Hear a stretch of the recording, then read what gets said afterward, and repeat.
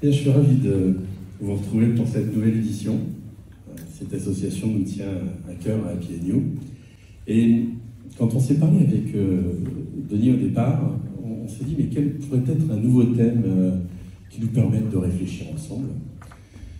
Et rapidement, on s'est posé la question d'un élément clair qui était de dire mais comment, dans les métiers de la salle, on peut transformer un besoin en enjeu.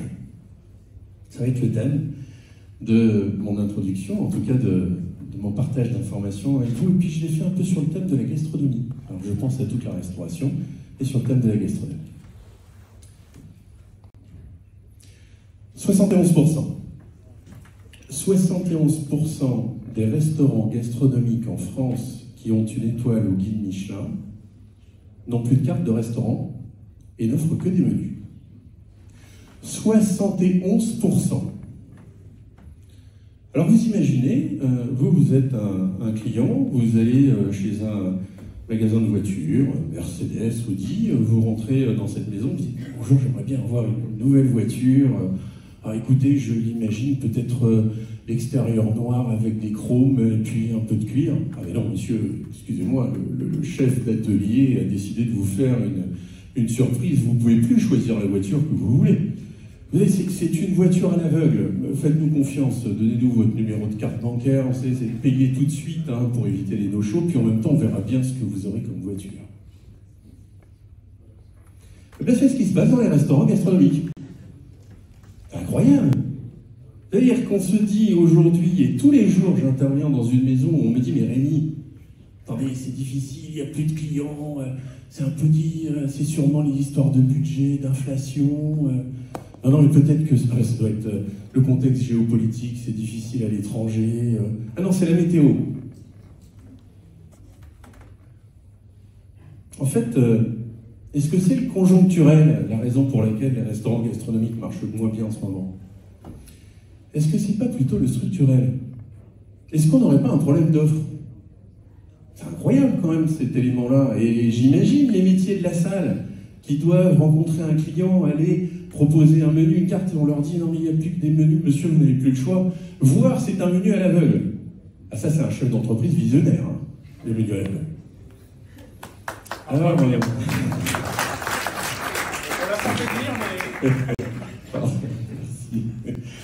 donc moi, ça, si vous voulez, ça me fait poser plein de questions. Alors, vous savez que ma femme, on va beaucoup au restaurant. Oh, on adore ça. Alors, il y a 2-3 ans, on décide d'aller dans un restaurant 3 étoiles. On y va parce que généralement, les sièges sont confortables. Et puis, on arrive dedans, vous savez, on est au mois de juin. Vous avez encore les derniers rayons du soleil qui vous chauffent le visage. Vous êtes en terrasse. Vous avez commandé un champagne. Le verre est glacé, plutôt un verre de vin blanc, un verre à vin, pardon, parce que c'est un vin un peu oxydatif. Vous vous asseyez, vous êtes heureux, et vous êtes là pour dire « je t'aime » à votre femme. Puis ma femme, c'est une bombe. Et moi, je suis là, on est assis, on commence à profiter du moment, et puis il y a le premier maître d'hôtel qui arrive dans la maison, puis il dit « écoutez, monsieur, voilà, pourquoi une petite carotte, machin, etc. » Bon, il me raconte le premier amuse-bouche, quand même un poème à la Prévert, un peu long. Bon, c'est tout. Moi, mon enjeu, vous l'avez compris, c'est de dire « je t'aime à ma femme ». C'est pas de découvrir la carotte. Et puis, c'est tout. Au bout de 2 minutes, arrive un deuxième élément. Alors, moi, évidemment, comme je veux dire « je t'aime », vous voyez, je fais J-E-T-A apostrophe. Enfin, vraiment, je suis amoureux, quoi. Et là, on vient m'expliquer que c'est le radis qui a été récolté à moins de 100 km en élocavore, etc. Enfin, je me dis, c'est un peu long, quand même, Alors là, vous voyez, vraiment sur un gros pavé, au moment où il me le décrit. Puis là, il y a le troisième, elle est un peu plus jeune. Alors je lui dis, lui, c'est bon, il va me faire un prompt dans ChatGPT, il va prendre un peu de temps, mais il va me raconter encore l'histoire de la sardine, et en même temps, j'ai pas envie. Je suis pas venu pour ça. Mon enjeu, c'est pas de manger. Eux, ils ont des besoins d'information. Alors, je dis au maître d'hôtel, j'ai écouté. Arrêtez, c'est pas grave. Dites au chef qu'il envoie les cacahuètes et les chips tout de suite, on va s'arrêter là, et on veut rester quand même un poème à la Prévert, un peu long. Bon, c'est tout. Moi, mon enjeu, vous l'avez compris, c'est de dire « je t'aime à ma femme ». C'est pas de découvrir la carotte. Et puis, c'est tout. Au bout de 2 minutes, arrive un deuxième élément. Alors, moi, évidemment, comme je veux dire je t'aime, vous voyez, je fais J-E-T-A apostrophe, enfin, vraiment, je suis amoureux, quoi. Et là, on vient m'expliquer que c'est le radis qui a été récolté à moins de 100 km, on est locavore, etc. Enfin, je me dis, c'est un peu long quand même. Hein. Alors là, vous voyez, vraiment, sur un gros pavé, au moment où il me le décrit. Puis là, il y a le troisième, elle est un peu plus jeune. Alors je lui dis, lui, c'est bon, il va me faire un prompt dans ChatGPT, il va prendre un peu de temps, mais il va me raconter encore l'histoire de la sardine, et en même temps, j'ai pas envie. Je suis pas venu pour ça. Mon enjeu, c'est pas de manger. Eux, ils ont des besoins d'information. Alors, je dis aux maîtres d'hôtel, j'ai écouté. Arrêtez, c'est pas grave. Dites au chef qu'il envoie les cacahuètes et les chips tout de suite, on va s'arrêter là, et on veut rester ensemble. Elle me dit, monsieur, c'est pas possible. J'ai dit, comment ça, c'est pas possible? Alors là, vous savez, quand on me dit pas possible pour un client, j'ai une espèce de radar qui s'excite. Alors, il me dit, oui, vous comprenez, le chef, au départ, on servait les 6 amuse-bouches d'un coup, on décrivait tout, et comme on décrivait tout, le client ne se souvenait pas de ce qu'il allait manger. Donc, on vient voir le client toutes les 3 minutes pour l'interrompre pendant son apéritif, pour être sûr et certain que vous vous souveniez de ce qu'on va manger. Alors là, vous savez, donc moi je suis un radar, système de Scud aussi, de punchline qui vont bien. Je dis, c'est pas possible, monsieur le copain. Alors mon épouse me calme et me dit, mais finalement, ce que voulait vous dire mon mari, c'est qu'il faut absolument, on va faire le grand menu, donc vous pouvez vous arrêter là. Oui, donc ma femme, elle est équipée de Patriote, moi c'est plutôt de Scud, vous avez compris, donc elle m'a calmé le truc. Et finalement, je me suis dit, mais est-ce que cette profession, elle n'a pas des difficultés parce que tout est centré sur, finalement, l'ego d'une personne et plus les attentes d'un client. Et si vous voulez, toutes ces expériences, ben, elles se remettent ailleurs. Un autre jour, je vais dans un restaurant étoilé en Provence, on me dit que c'est mes nouveaux chefs, c'est formidable. J'y vais, je m'assois.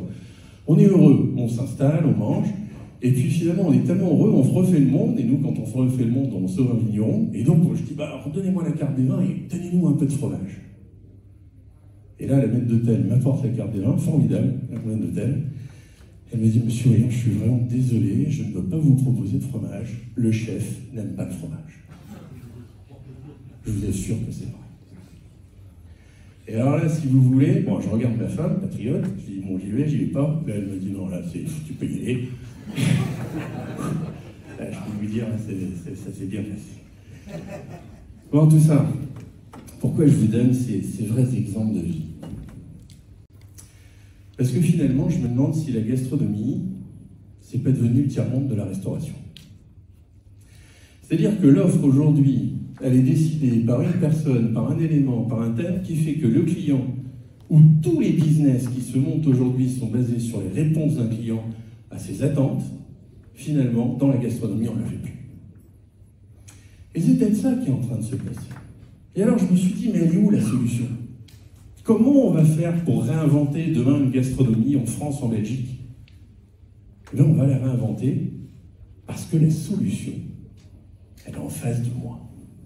La solution, c'est vous, c'est vous, c'est vous, c'est vous.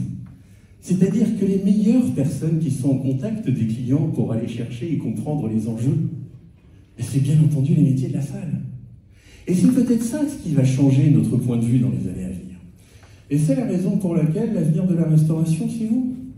C'est ces métiers-là qui sont en contact avec les clients pour comprendre aujourd'hui ce qu'ils ont besoin.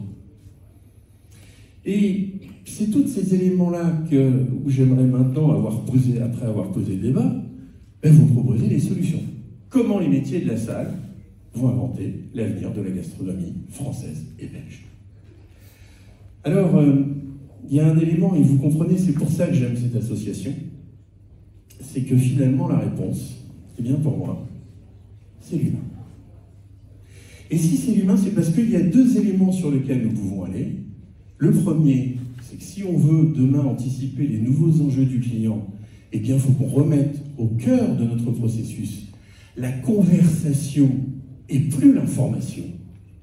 Et le deuxième élément qu'il faut qu'on mette au cœur de notre processus, c'est la considération envers nos collaborateurs et nos collaboratrices. Alors j'aimerais qu'on s'arrête déjà sur la notion de la conversation. Bonjour Monsieur Voyon, bonjour Mathieu, je suis ravi d'être assis à votre table à midi. Moi de même, je me fais une joie d'être parmi vous. Voilà la carte de restaurant. Quelles sont vos contraintes alimentaires? propose une offre et en même temps on me demande mes contraintes. Bonjour monsieur, je voudrais acheter une Porsche. Ah oui, très bien. Ah, il faut absolument que je vous parle de mon limitateur de vitesse. Est-ce que vous pensez que quelqu'un qui vend aujourd'hui une autre voiture qui finalement va vite donner une contrainte au départ dans ses argumentaires commerciaux? Alors je comprends que, évidemment, les contraintes alimentaires, on a mené une étude où il y a à peu près 5 ans, il y a à peu près 30% des personnes qui ont une contrainte alimentaire, 2% c'est réel, c'est-à-dire qu'ils ont un vrai problème physique, et 28% c'est parce qu'il y a une influenceuse d'Ambiba qui a dit que l'huile d'arachide, ça donnait un mauvais teint en automne. Donc, finalement, il faut le prendre en compte. Et comme il faut le prendre en compte aujourd'hui, on est dans une solution où vous, au départ, le premier élément que vous allez chercher, c'est de la contrainte. Donc il faut se poser la question. Est-ce qu'on entame une conversation avec quelqu'un qui a une contrainte? Monsieur, bonjour. Bonjour monsieur, je suis ravi de vous accueillir dans mon restaurant, formidable. Mais de quelle région êtes-vous, monsieur? Moi je suis du Jura. Oh, le Jura, formidable. Cette région extraordinaire, on fait un vin jaune fabuleux. Ah, pas là, le maître d'hôtel, c'est bon, ouais, je vais commander les Saint-Jacques, les truffes blanches. Il me met en joie. Pourquoi il me met en joie? Parce qu'il s'intéresse à moi. Il ne me demande pas mes contraintes. Il envoie un message sonar qui me permet de passer d'une logique d'information à une logique de conversation. Ah, monsieur, oui, on me dit que moi, je crois que le comté, c'est quand même un peu meilleur que les gruyères suisses. Ah, bah, évidemment. Bah, écoutez, donnez-moi le menu, puis en même temps, les papiers, j'achète le fonds de commerce. Et oui, c'est ça. Un client, il est prêt à consommer à partir du moment où on s'intéresse à lui. Pas inévitablement si j'arrive avec des contraintes. Moi, je vais dans des restaurants, parfois on me parle du couteau. Tu arrives, tu t'assois, tu dis, alors, monsieur, je voudrais vous parler du couteau, il a été trempé dans une lave. Mais qu'est-ce qu'on vient me parler du couteau? Oui, vous pensez que moi, après je suis, ah bah oui, vous avez raison, je pensais tourner un remake finalement du dernier Samouraï avec cette lame, vraiment, m'a été utile. Moi je suis venu au restaurant pour dire je t'aime à ma femme. Je ne suis pas venu au restaurant pour finalement avoir des informations qui ne servent pas à mon expérience. Qu'est-ce qui va faire qu'on va revenir aux enjeux et que donc que les clients vont venir dans les restaurants? Parce que les maîtres d'hôtel ont le pouvoir de la conversation. Et en fait, on pense qu'il faut les gaver d'informations. Donc c'est un récital du menu que vous avez déjà lu sur le site internet, du menu que vous avez déjà lu dessus, et puis du plat qu'on vous annonce, du menu que vous avez déjà lu 3 fois. Et ça, on me dit, non, mais c'est un métier de la salle. Non, vous avez un pouvoir extraordinaire. Le métier de la conversation. Je vous ai parlé de la conversation parce que c'est les relations qu'on a avec les clients. Et donc, vous l'avez compris, la conversation, qu'est-ce que c'est? C'est la réflexion sur le cérémonial du service. Finalement, c'est des questions pour comprendre, des mots pour le dire et des gestes pour le faire. J'aimerais aborder maintenant avec vous un deuxième sujet, qui est celui de la considération. La considération, si vous voulez, c'est ce parfait équilibre en termes de management quand je donne 50% d'assistance pour 50% d'exigence. Et finalement, toute cette partie de considération, elle est essentielle aujourd'hui à avoir dans une entreprise. Pourquoi? Parce que je me suis rendu compte que l'avenir de demain, dans vos maisons, c'est évidemment d'avoir des bras pour découper le poulet, pour pouvoir le servir. Les collaboratrices et les collaborateurs dont on parlait tout à l'heure. Et donc, je crois que s'il y a bien un métier qui doit se mêler d'un thème qu'on appelle la marque employeur, c'est le maître d'hôtel. Parce que qui est au mieux au courant des attentes et des besoins du client et qui est la plus belle personne au sein d'un hôtel-restaurant qu'a l'attitude, c'est les maîtres d'hôtel. Donc, alors demandez pas aux DRH, ils font des DPAE, des ruptures conventionnelles, ils n'ont pas le temps. Donc finalement, s'il y a bien quelqu'un qui doit réfléchir à ce qu'est une marque employeur, ce sont vos métiers. Et c'est la raison pour laquelle, finalement, définir sa marque employeur, qu'est-ce que c'est? C'est la culture de l'entreprise, c'est l'équilibre de vie-travail et c'est les perspectives de développement. Et ça, j'y crois beaucoup. Parce que finalement, quand on commence à s'intéresser à la dimension de marque employeur dans une entreprise, on donne du sens auprès des collaborateurs. Alors comment on fait? Écoutez, moi je vous invite à réfléchir, à poser des questions ouvertes auprès des autres managers que vous avez. Je vous invite à faire des questions avec des formulaires qu'on peut envoyer de manière anonyme aux collaborateurs pour ressentir leur ambiance au travail, et ce qui fait que finalement on est deux. Et puis le troisième élément, c'est tout simplement de faire des workshops dans lesquels on a la possibilité de créer collectivement un projet commun à l'entreprise qui replace le client au niveau des enjeux et qui répond d'un autre côté au fait que les métiers de l'hôtellerie et de la restauration, c'est un métier attractif. Mais si vous ne réfléchissez pas à ce domaine-là, naturellement, on ne trouvera pas de nouveaux collaborateurs et de collaboratrices, parce que croyez-moi, ceux qui vont arriver, ce sont des gens en reconversion. Ils auront fait un autre métier avant. Et c'est la raison pour laquelle il faut leur parler différemment. Alors c'était les deux thèmes que j'avais envie d'aborder avec vous ce matin, parce que naturellement, vous l'avez compris, dans cette idée-là, à la fois il y a la reconversion, à la fois il y a la dimension de la considération, et à la fois il y a la conversation. Et sur la notion de la, justement, considération, je voudrais vous montrer un petit film qui a été imaginé par un maître d'hôtel qui s'appelle Fabien, qui a été imaginé par un sommelier qui s'appelle Ludovic, qui sont des personnes qui travaillent chez Emmanuel Renaud. Emmanuel Renaud a voulu en être le porte-parole dans la manière de poser les mots, mais c'est eux qui l'ont écrit. Pat Le Guen.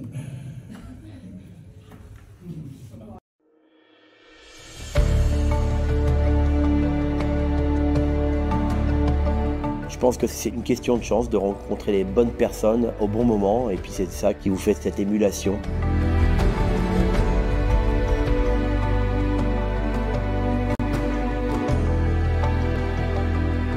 Je suis pas originaire de Haute-Savoie, mais j'aime l'endroit, j'aime le lieu, j'aime la montagne. Je vois des gamins qui viennent chez moi, qui ont les yeux qui pétillent quand ils me regardent. C'est important parce que moi j'avais la même chose quand je voyais mes chefs référents. Avant même d'être cuisinier, j'ai toujours été cueilleur de champignons, j'ai toujours été dans les bois. Donc j'ai un vrai rapport avec le produit, avec la nature qui est très proche. C'est important d'avoir les pieds sur terre, de savoir d'où on vient. Donc on a une vraie inspiration nature, que ce soit à travers les cueillettes, herbes, graines, racines, selon les saisons. Pour les clients, je veux qu'ils aient le meilleur confort. Et je pense que le plus important, c'est qu'ils se sentent à la maison.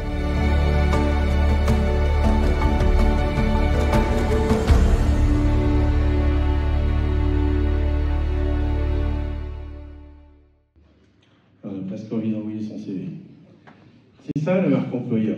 C'est cette dynamique, si vous voulez, qui fait qu'à un moment ou un autre, il faut aujourd'hui, dans des entreprises, consacrer du temps et du budget à trouver des solutions pour trouver des clients, mais aujourd'hui, c'est important aussi de le faire sur la partie des collaborateurs. En tout cas, tout à l'heure, je vous disais, et c'était important pour moi de vous dire que l'avenir, c'est vous, parce que je crois que dans chaque regard des maîtres d'hôtel, il y a le progrès, il y a l'innovation. Et j'ai voulu justement répondre à cette question, pardon, si on peut revenir à mon petit PowerPoint, excusez-moi. Voilà. Et c'était important pour moi de dire, si j'avais à répondre à cette question, comment transformer aujourd'hui un besoin en enjeu, vous l'avez compris, pour moi la réponse, c'est l'humain. Et si d'aventure, Denis et ses acolytes m'avaient posé la question, mais quelle est la différence entre un chef de cuisine et un maître d'hôtel, je lui aurais répondu, un chef de cuisine, c'est quelqu'un qu'on admire, et un maître d'hôtel, c'est quelqu'un qu'on aime. Merci.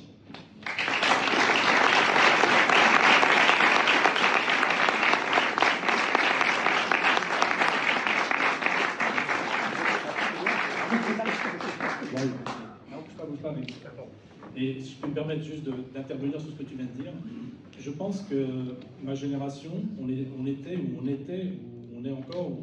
au service de la cuisine et au service du chef, peut-être un petit peu avant d'être au service de nos clients, d'où l'idée, avez-vous une contrainte alimentaire, parce qu'on veut arranger la cuisine, etc.